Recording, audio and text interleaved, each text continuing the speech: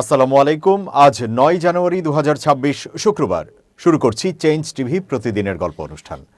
দর্শক, আপনাদের সঙ্গে রয়েছি আমি জাহিরুল ইসলাম টুটুল। শুরুতেই সংবাদ শিরোনাম। ১২ ফেব্রুয়ারি বিজয়ী হবে জামায়াত জোট, বামপন্থী লেখকের ভবিষ্যৎবাণী। ভারতের বিরুদ্ধে ৫৪ বছরে প্রথমবারের মতো শক্ত অবস্থানে সরকার। বেগম খালেদা জিয়ার জন্য চমক দেখালো যুক্তরাষ্ট্র। এবার বিস্তারিত। জাতীয় সংসদ নির্বাচনে কে বিজয়ী হবে, এটি এখন মিলিয়ন ডলারের প্রশ্ন। এ নিয়ে অনলাইন সুখবর.com একটি প্রতিবেদন প্রকাশ করেছে। প্রতিবেদক জেবিন শান্তনু করা প্রতিবেদনটি হুবহু তুলে ধরা হলো। বামপন্থী কথাসাহিত্যিক জাকির তালুকদার মনে করছেন, অন্তর্বর্তী সরকারের প্রধান উপদেষ্টা অধ্যাপক ডক্টর মোহাম্মদ ইউনূসের মেটিকুলাস প্ল্যানের সর্বশেষ খেলা দেখা যাবে আগামী ১২ ফেব্রুয়ারির ভোটে। ভোটের বাক্সে কার কত ভোট পড়বে জানি না, কিন্তু বিজয়ী ঘোষিত হবে জামায়াত ইসলামীর নেতৃত্বের জোট। বিএনপির আশার পরিণতি ১৯৯১ সালের আওয়ামী লীগের মতো হলে অবাক হবেন না। জাতীয় নাগরিক পার্টিকে এত গুরুত্ব ও টাকা পয়সা দিয়ে জামায়াত প্রধান উপদেষ্টার সিগন্যালে জোটে নিচ্ছে বলেও অভিযোগ করেন জাকির তালুকদার। ৭ই জানুয়ারি গভীর রাতে নিজের ভেরিফাইড ফেসবুক অ্যাকাউন্ট থেকে দেওয়া এক পোস্টে লেখক জাকির তালুকদার এসব কথা বলেন। তার পোস্ট এর মধ্যে ফেসবুকে ছড়িয়ে পড়েছে। তার বক্তব্যের পক্ষে বিপক্ষে মতামত জানিয়ে নানা শ্রেণী পেশার নেটিজেন ফেসবুক আলোচনায় অংশ নিচ্ছেন। প্রসঙ্গত, ত্রয়োদশ জাতীয় সংসদ নির্বাচনের ভোট গ্রহণের তারিখ হিসেবে ১২ই ফেব্রুয়ারিকে নির্ধারিত করেছে নির্বাচন কমিশন ইসি। বাংলা একাডেমি তার মান ধরে রাখতে পারেনি। এই অভিযোগ জাকির তালুকদার ২০২৪ সালের জানুয়ারিতে আওয়ামী লীগের সরকারের আমলে বাংলা একাডেমির পুরস্কার ফেরত দিয়ে আলোচনা সমালোচনার জন্ম দিয়েছিলেন। জাকির তালুকদার তার মুসলমান মঙ্গল গ্রন্থের জন্য বাংলা একাডেমি পুরস্কার পেয়েছিলেন। ১০ বছর পর তিনি এটি ফেরত দেন। ওই বছরের ৫ই আগস্ট আওয়ামী লীগের সরকার ক্ষমতাচ্যুত হয়। বুধবার রাতের ফেসবুক পোস্টে জাকির তালুকদার বলেন, ইউনূস সাহেবের মেটিকুলাস প্ল্যানের সর্বশেষ খেলা দেখা যাবে ১২ই ফেব্রুয়ারির ভোটে। কেন বলছি? অনেকগুলো লক্ষণ আছে, তার মধ্যে একটার কথাই শুধু বলি। জামাত কি জানে না এনসিপির কোনো ভোট ভবিষ্যৎ নাই? নিশ্চয়ই জানে। তবে এত গুরুত্ব দিয়ে, এত টাকা দিয়ে এনসিপিকে সাথে নিচ্ছে কেন? তিনি বলেন, উত্তর ইউনূস সাহেবের সিগন্যালে। ভোটের বাক্সে কার কত ভোট পড়বে জানি না, কিন্তু বিজয়ী ঘোষিত হবে জামাত জোট। বিএনপির আশার পরিণতি ১৯৯১ সালের আওয়ামী লীগের মতো হলে অবাক হবেন না। যোগাযোগ করলে বিএনপির প্রতি সহানুভূতিশীল বুদ্ধিজীবী হিসেবে পরিচিত ঢাকা বিশ্ববিদ্যালয়ের সাবেক অধ্যাপক ডক্টর মাহবুবুল্লাহ সুখবর.comকে মুঠো ফোনে ১৯৯১ সালের জাতীয় সংসদ নির্বাচন প্রসঙ্গে বলেন, ১৯৯১ সালের জাতীয় নির্বাচনে আওয়ামী লীগ সংখ্যাগরিষ্ঠতা অর্জন করবে এমন ধারণা সবার মনে ছিল, কিন্তু সবার সেই চিন্তাকে ভুল প্রমাণ করে খালেদা জিয়ার নেতৃত্বের বিএনপি সংসদে সংখ্যাগরিষ্ঠতা অর্জন করে। কিন্তু সেই সংখ্যাগরিষ্ঠতা সরকার গঠনের জন্য যথেষ্ট ছিল না, যে কারণে সরকার গঠনের জন্য জামায়াত ইসলামীর সমর্থন নিতে হয়েছিল। দৈনিক প্রথম আলোর উপসম্পাদক এ.কে.এম. জাকারিয়া বলছেন, জামায়াত তার রাজনৈতিক ইতিহাসে এখন সবচেয়ে ভালো সময় পার করছে। ৭১-এর বাংলাদেশ বিরোধী অবস্থান ও অপকর্মকে ২৪-এর গণ অভ্যুত্থান দিয়ে ঢেকে ফেলার চেষ্টায় তারা অনেকটাই সফল হয়েছে। বড় জয়ের আত্মবিশ্বাস অনেক সময় ভোটের বাক্সে গিয়ে ভেঙে যায়। ১৯৯১ সালের নির্বাচনকে আমরা এক্ষেত্রে দৃষ্টান্ত মানতে পারি। আওয়ামী লীগ জিতেই গেছে, সরকার গঠন করছে, এমন আওয়াজের মধ্যে তখন জয় পায় বিএনপি। জ্যেষ্ঠ সাংবাদিক এ.কে.এম. জাকারিয়া প্রথম আলোতে প্রকাশিত এক উপসম্পাদকীয়তে এসব কথা বলেন। তার লেখাটি গতকাল ৭ই জানুয়ারি প্রথম আলোর ছাপা সংস্করণে মধ্য ও ডানপন্থার ভোটের লড়াই শিরোনামে প্রকাশিত হয়। এদিকে ২৪-এর অভ্যুত্থানের পর রাজনৈতিক শক্তি হিসেবে জাতীয় রাজনীতির কেন্দ্রে জায়গা করে নেয় জামায়াত, যা অতীতে ছিল না। এবার ভোটের হিস্সায় দলটি বেশ প্রভাব বিস্তার করবে বলে মনে করেন লেখক ও গবেষক আলতাফ পারভেজ। তিনি বলেন, জামাতের প্রভাব বাড়ছে, তবে সেটিকে পুরো জামাতের কৃতিত্ব বলা যাবে না।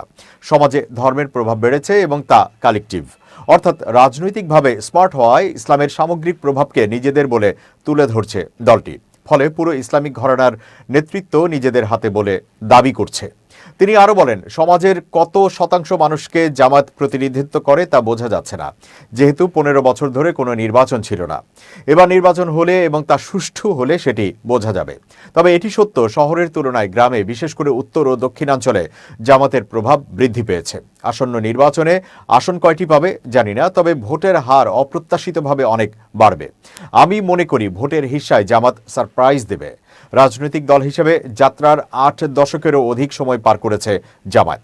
দেশের রাজনীতিতে কখনো জোটে, কখনো বা বিভিন্ন সংগঠনের আড়ালে মাঠে নেমে নিজেদের অবস্থান জানান দিয়েছে দলটি। তবে বরাবরই ছিল দ্বিদলীয় রাজনীতির বাইরের শক্তি, পেয়েছে কিংমেকারের তকমাও। প্রথমবারের মতো এবারই জাতীয় রাজনীতিতে একক শক্তি হিসেবে আবির্ভূত হয়েছে জামায়াত। আসন্ন নির্বাচনেও ধর্মভিত্তিক দলটির প্রভাব জারি থাকবে বলে মনে করছেন রাজনৈতিক বিশ্লেষকরা।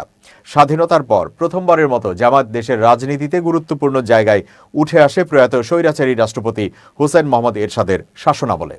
এরশাদ সরকারের অধীনে 1986 সালের নির্বাচনে 10টি আসন পায় দক্ষিণপন্থী দলটি। যদিও 1988 সালের একতরফা নির্বাচনে তারা অংশ নেয়নি, বরং বিএনপি ও আওয়ামী লীগের সঙ্গে স্বৈরাচার বিরোধী আন্দোলনে অংশ নেয়। 90-এর গণ অভ্যুত্থানের ঠিক পরপরই 1991 সালের নির্বাচনে 18টি আসনে জয়ী হন জামায়াতের প্রার্থীরা। সে সময় বিএনপিকে সরকার গঠনে সমর্থনও করেন তারা। 71-এর মুক্তিযুদ্ধের বিরুদ্ধে অবস্থান নেওয়ায় জামায়াত ইসলামী স্বাধীনতা পরবর্তী সময়ে বেশ প্রশ্নবিদ্ধ হয়। এরই সূত্র ধরে 1972 সালে সাংবিধানিকভাবে সব ধরনের ধর্মভিত্তিক দলের রাজনীতি নিষিদ্ধ হলে বন্ধ হয়ে যায় জামায়াতেরও সব ধরনের রাজনৈতিক কর্মকাণ্ড। পাকিস্তান আমলে 1958 সালেও সেনাশাসক আইয়ুব খানের সময় প্রথমবার নিষেধাজ্ঞার মুখে পড়তে হয় জামায়াতকে। দলটি আরও একবার 1964 সালে নিষেধাজ্ঞার মুখে পড়েছিল।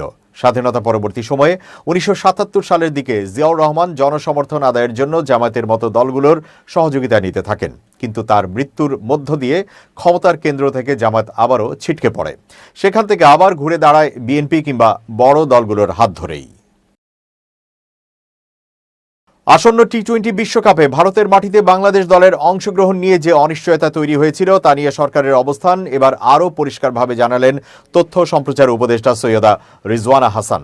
তার বক্তব্যে স্পষ্ট, ভারতের কোনো ভেন্যুতেই খেলতে যাচ্ছে না বাংলাদেশ দল।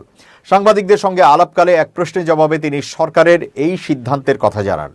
ভারতে ম্যাচ আয়োজন নিয়ে চলমান আলোচনা ও টানাপোড়েনের মধ্যেই সরকারের পক্ষ থেকে এটি সর্বশেষ ও সবচেয়ে স্পষ্ট বক্তব্য বলে মনে করা হচ্ছে। ভারতে গিয়ে বিশ্বকাপ ম্যাচ খেলার সম্ভাবনা সম্পর্কে জানতে চাইলে উপদেষ্টা দ্ব্যর্থহীন ভাষায় বলেন, বাংলাদেশ ওই ভেন্যুতে খেলবে না। তার বক্তব্যে কোনো ধরনের শর্ত বা যদি কিন্তুর জায়গা রাখা হয়নি।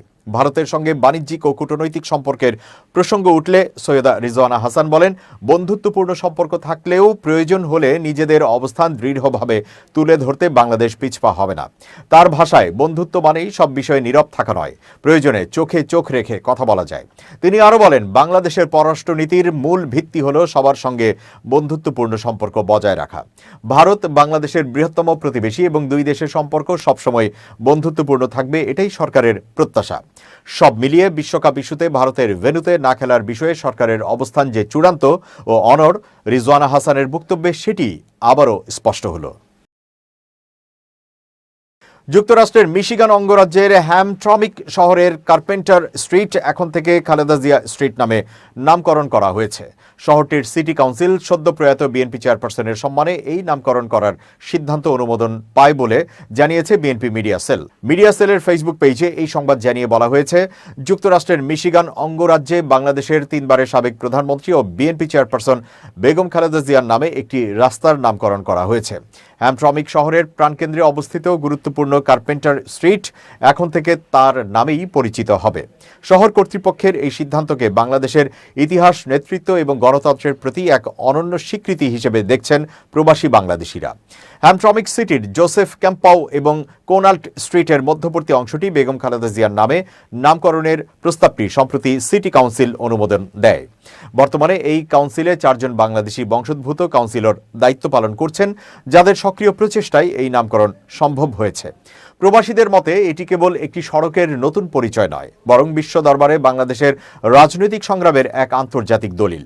বিএনপির মিডিয়া সেল জানায়, যুক্তরাষ্ট্রের মাটিতে বাংলাদেশের কোনো নেতার নামে রাস্তার নামকরণ এবারই প্রথম নয়। এর আগে শিকাগো শহরে প্রেসিডেন্ট জিয়াউর রহমানের নামে একটি সড়কের নামকরণ করা হয়েছিল। এবার মিশিগানে খালেদা জিয়ার নামে সড়কটি যুক্ত হওয়ায় মার্কিন মুলুকে বাংলাদেশের এক অবিচ্ছেদ্য রাজনৈতিক অধ্যায় স্থায়ী রূপ নিল। স্থানীয়রা মনে করছেন, এই উদ্যোগের ফলে নতুন প্রজন্মের প্রবাসী বাংলাদেশিরা দেশের ইতিহাস ও খালেদা জিয়ার অবদান সম্পর্কে আরও সচেতন হবে। বিদেশে বসবাসকারী বাংলাদেশিরা এই অর্জনে ব্যাপক উচ্ছ্বাস প্রকাশ করেছেন। তাদের মতে এটি প্রবাসে বাংলাদেশি কমিউনিটির ক্রমবর্ধমান রাজনৈতিক সক্ষমতারও একটি বড় প্রমাণ। হ্যামট্রমিক শহরটি তার বৈচিত্র্যময় জনপদের জন্য পরিচিত এবং সেখানে বাংলাদেশের একজন সাবেক প্রধানমন্ত্রীর নামে সড়কের নামকরণ দুদেশের মধ্যকার সামাজিক ও সাংস্কৃতিক সেতু বন্ধনকে আরও মজবুত করবে। দলীয় শৃঙ্খলা ভঙ্গের অভিযোগে নোয়াখালীর সেনবাগ উপজেলা ছাত্রদলের যুগ্ম আহ্বায়ক ওমর ফারুক শাকিলকে সাময়িক বহিষ্কার করেছে কেন্দ্রীয় ছাত্রদল। তবে বহিষ্কারের খবরে ক্ষুব্ধ না হয়ে উল্টো সাধারণ মানুষের মধ্যে মিষ্টি বিতরণ করে আলোচনায় এসেছেন তিনি। বৃহস্পতিবার রাতে ছাত্রদলের কেন্দ্রীয় সভাপতি রাকিবুল ইসলাম রাকিব ও সাধারণ সম্পাদক নাসির উদ্দিন নাসির এই সিদ্ধান্ত অনুমোদন করেন। কেন্দ্রীয় কমিটির দপ্তর সম্পাদক জাহাঙ্গীর আলম স্বাক্ষরিত এক প্রেস বিজ্ঞপ্তিতে বিষয়টি নিশ্চিত করা হয়। এদিকে বহিষ্কারের আদেশ সামাজিক যোগাযোগ মাধ্যমে ছড়িয়ে পড়লে সেনবাগে মিষ্টি বিতরণ করেন ওমর ফারুক শাকিল। এ বিষয়ে তিনি বলেন, আমি খুশিতেই মিষ্টি বিতরণ করেছি, আলহামদুলিল্লাহ। পদত্যাগের পরও বহিষ্কার, এটাই বাস্তব। একজন ওমর ফারুক শাকিল, আবিষ্কার কঠিন, বহিষ্কার সহজ। ওমর ফারুক শাকিল দাবি করেন, বহিষ্কারের আগেই তিনি স্বতন্ত্র প্রার্থীর পক্ষে ভোট দেওয়ার ঘোষণা দিয়ে নিজ দায়িত্ব থেকে পদত্যাগ করেছিলেন, কারণ দল এমন একজনকে মনোনয়ন দিয়েছে যিনি বিগত স্বৈরাচারের আমলে নেতাকর্মীদের পাশে ছিলেন না, অথচ স্বতন্ত্র প্রার্থী তাদের ছেড়ে যাননি। মামলা ও হামলার সময় তাদের পাশে ছিলেন, তাই ঘোষণা দিয়েই দলীয় প্রার্থীর বিরুদ্ধে অবস্থান নিয়েছেন। ঘটনাটি স্থানীয় রাজনৈতিক অঙ্গনে ব্যাপক আলোচনা সৃষ্টি করেছে। হাবিবুর রহমান সুমন নামের মিষ্টি পাওয়া এক স্থানীয় বাসিন্দা বলেন, হঠাৎ মিষ্টি পেয়ে আমরাও অবাক হয়েছি। সাধারণত বহিষ্কারের খবরে মানুষ মন খারাপ করে, কিন্তু তিনি হাসি মুখে মিষ্টি দিলেন। রাজনীতি এমনও হতে পারে, এই ঘটনাই তার উদাহরণ। এবার খুব জরুরি 1 মিনিট জানাচ্ছেন ইউনেস্কো ক্লাব পুরস্কার বিজয়ী সাংবাদিক আমিরুল মোমিনিন মানিক। খুব জরুরি 1 মিনিটে প্রত্যেককে আমন্ত্রণ। প্রিয় বন্ধুরা, দুটো পরামর্শ জীবনের জন্য খুবই গুরুত্বপূর্ণ। প্রত্যেকটা দিনকে আপনি মনে করুন নতুন দিন, আজ থেকে কাজ শুরু করলেন। দ্বিতীয় বিষয় হচ্ছে ভুল সংশোধন করে নিন। আপনি যদি একটা ভুল করার পর মনের মধ্যে সেই ভুল নিয়ে ভাবতে থাকেন, দ্বিধাগ্রস্ত থাকেন, তাহলে সামনের দিকে এগুতে পারবেন না, বরং আটকে যাবেন। আপনি প্রত্যেকটি ভুলের পর সেই ভুল থেকে শিক্ষা নিয়ে প্রত্যেক দিনকে নতুন দিন মনে করে যদি এগুতে পারেন, অবশ্যই নিজের উন্নয়ন অগ্রগতি সম্ভব। সুতরাং আসুন, ভুল থেকে আমরা শিক্ষা নেব, ভুলকে নিজের মধ্যে রাখবো না, বরং সমাধান করার চেষ্টা করব। দ্বিতীয় বিষয় হচ্ছে প্রত্যেকটা দিনকে আমরা নতুন দিন মনে করে নতুন গতিতে, নতুন উদ্দীপনায় এগিয়ে যাবার চেষ্টা করব। সবাই ভালো থাকবেন, শুভেচ্ছা নিরন্তর। দর্শক, এবার দেশের বাইরের খবর। গ্রিনল্যান্ড নিয়ে যুক্তরাষ্ট্রের আগ্রহ ও সম্ভাব্য সামরিক হস্তক্ষেপের ইঙ্গিতকে কেন্দ্র করে কড়া হুঁশিয়ারি দিয়েছে ডেনমার্ক। দেশটির প্রতিরক্ষা মন্ত্রণালয় জানিয়েছে, গ্রিনল্যান্ডে যদি কোনো বিদেশি বাহিনী অনুপ্রবেশ করে তবে ডেনিশ সেনারা আগে গুলি চালাবে, পরে প্রশ্ন করবে। এই নীতির আওতায় যুক্তরাষ্ট্র ব্যতিক্রম নয়। ডেনমার্কের প্রতিরক্ষা মন্ত্রণালয় জানায়, 1952 সাল থেকে কার্যকর সেনাবাহিনীর রুল অব এনগেজমেন্ট অনুযায়ী আক্রমণের ক্ষেত্রে সেনাদের ওপর থেকে উচ্চ পর্যায়ের অনুমতির অপেক্ষা না করে সরাসরি হামলা চালানোর নির্দেশনা রয়েছে। ডেনিশ দৈনিক বার্লিংসকে এই নির্দেশনার বর্তমান অবস্থা জানতে চাইলে মন্ত্রণালয় নিশ্চিত করে যে নিয়মটি এখনো বহাল আছে। এই মন্তব্য এমন এক সময় এলো যখন যুক্তরাষ্ট্রের প্রেসিডেন্ট ডোনাল্ড ট্রাম্প আবারও গ্রিনল্যান্ড দখলের আগ্রহ প্রকাশ করেছেন। নেটোভুক্ত এই ভূখণ্ডটি দখলে নিতে প্রয়োজনে সামরিক শক্তি ব্যবহারের কথাও বিবেচনায় রয়েছে বলে ইঙ্গিত দিয়েছেন তিনি। হোয়াইট হাউসের প্রেস সেক্রেটারি ক্যারোলিন লেভিট বলেন, প্রেসিডেন্ট ট্রাম্প বহুবার স্পষ্ট করেছেন যে গ্রিনল্যান্ড অধিগ্রহণ যুক্তরাষ্ট্রের জাতীয় নিরাপত্তার একটি অগ্রাধিকার। আর্কটিক অঞ্চলে আমাদের প্রতিপক্ষদের প্রতিরোধ করাই এর মূল লক্ষ্য। এই লক্ষ্য অর্জনে বিভিন্ন বিকল্প নিয়ে আলোচনা হচ্ছে, আর যুক্তরাষ্ট্রের সামরিক বাহিনী ব্যবহার করাও কমান্ডার ইন চিফ হিসেবে প্রেসিডেন্টের এখতিয়ারভুক্ত একটি বিকল্প। তবে যুক্তরাষ্ট্রের পররাষ্ট্রমন্ত্রী মার্কো রুবিও জানিয়েছেন, আগামী সপ্তাহে তিনি ডেনমার্ক ও গ্রিনল্যান্ডের কর্মকর্তাদের সঙ্গে বৈঠক করবেন। ওয়াল স্ট্রিট জার্নালকে তিনি বলেন, ট্রাম্প গ্রিনল্যান্ড কিনতে চান, সামরিক শক্তি প্রয়োগের পথে যেতে চান না। এ বিষয়ে ডেনমার্কও যুক্তরাষ্ট্রের সঙ্গে আলোচনাকে স্বাগত জানিয়েছে এবং এটিকে প্রয়োজনীয় সংলাপ বলে উল্লেখ করেছে। এদিকে যুক্তরাষ্ট্রের ভাইস প্রেসিডেন্ট জেডি ভ্যান্স দাবি করেছেন, ডেনমার্ক গ্রিনল্যান্ডের নিরাপত্তা নিশ্চিত করতে ব্যর্থ হয়েছে এবং আর্কটিকে যুক্তরাষ্ট্রের স্বার্থ রক্ষায় ট্রাম্প যতদূর প্রয়োজন ততদূর যেতে প্রস্তুত। ডেনমার্ক অবশ্য বারবার বলে আসছে, গ্রিনল্যান্ড বিক্রির জন্য নয়, ইউরোপীয় নেতারাও সম্প্রতি এক যৌথ বিবৃতিতে ট্রাম্পকে সতর্ক করে বলেন, গ্রিনল্যান্ড ও ডেনমার্কের ভৌগোলিক অখণ্ডতা অবশ্যই সম্মান করতে হবে। ডেনমার্কের প্রধানমন্ত্রী মেটে ফ্রেডেরিকসেন আরও এক ধাপ এগিয়ে সতর্ক করে বলেন, গ্রিনল্যান্ডে যুক্তরাষ্ট্রের কোনো সামরিক হামলা হলে তা নেটো জোটের অবসান এবং দ্বিতীয় বিশ্বযুদ্ধ পরবর্তী ইউরোপীয় নিরাপত্তা কাঠামোর ভাঙনের শামিল হবে। অন্যদিকে ট্রাম্পের যুক্তি হল, আর্কটিক অঞ্চলে চীন ও রাশিয়ার ক্রমবর্ধমান প্রভাবের মুখে যুক্তরাষ্ট্রের নিরাপত্তা নিশ্চিত করতে বিশ্বের সবচেয়ে বড় দ্বীপ গ্রিনল্যান্ডের নিয়ন্ত্রণ প্রয়োজন। শেষ করছি চেঞ্জ টিভির প্রতিদিনের গল্প অনুষ্ঠান। changetv.press বাংলাদেশের ইউটিউব জার্নালিজমের অগ্রদূত। ভিজিট করুন এর ওয়েবসাইট www.changetv.press, youtube.com/changetv press এবং সাবস্ক্রাইব করুন চ্যানেলটি। নিয়মিত লাইক, কমেন্ট ও শেয়ার করে আপডেট রাখুন নিজেকে। ভালো থাকুন, নিরাপদে থাকুন। শুভেচ্ছা নিরন্তর। changetv.press, এক ফোঁটা হলুদও নেই।